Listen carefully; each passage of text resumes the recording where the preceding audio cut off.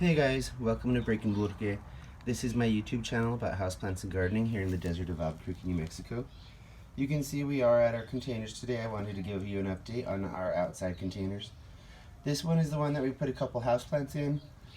The ivy died. It was looking kind of sad when I bought it anyway, so I wasn't very hopeful, and I'm not good with ivy, so you know, I kind of expected it.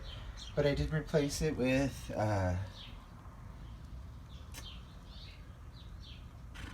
what is this? Zebrina tradescantia, the purple variety. And you can see I did some pruning on the sedum and popped them in next to it. What's the other plant that was in here? The croton, that died too. It said that preferred sun and it could not take the desert sun, so I learned there. I have had them before, but they were a little more protected outside, so I think that was the issue. Just because you can see Sammy there enjoying a strawberry. His face is red.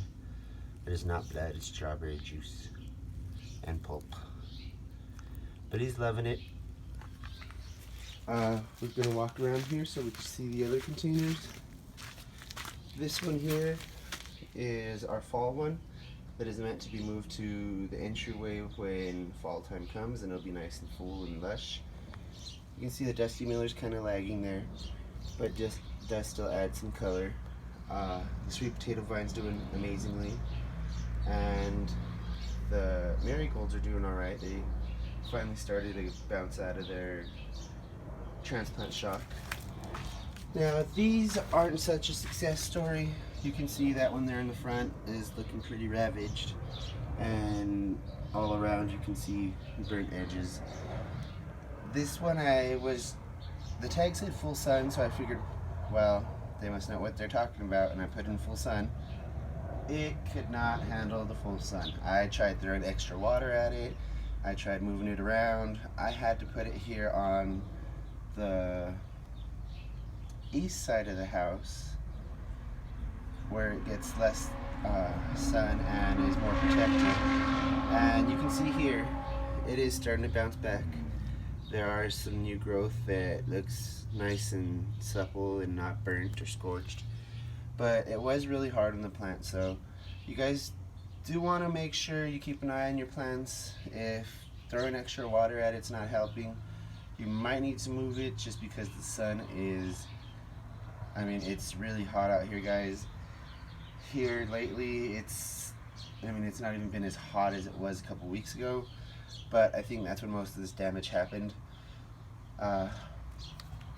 Even though the tag says full sun, it doesn't mean full sun in your area. It's a general umbrella term that they came up with to tell you that this plant can live in the sun. But full sun in Albuquerque is different than full sun in Washington or another state.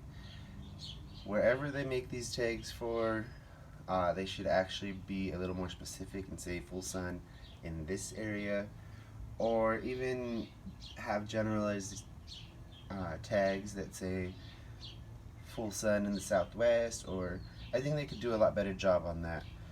But who am I to tell people how to do their job? This was just a little update. I figured I'd give you guys some insight as to what's going on them. I did lose a few things. It is kind of sad, but in gardening as in life, there's always going to be some type of loss. So you're going to have to get used to it, have to get ready for a plan B, and not get discouraged by having to do a workaround. It is part of life, and sometimes plans change. But thank you for watching, and have a great